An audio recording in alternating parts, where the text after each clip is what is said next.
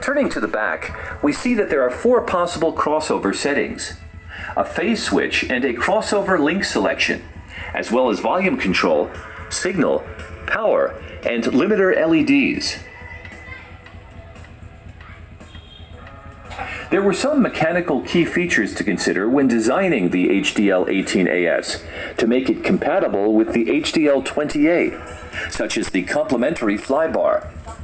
The amplifier is integrated into the central flyware on the rear.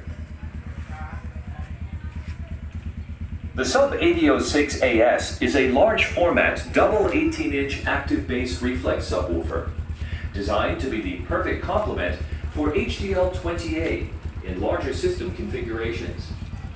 The bass reflex guarantees a deep linear power response, while the 4-inch voice coil vented woofer offers the minimum of power compression.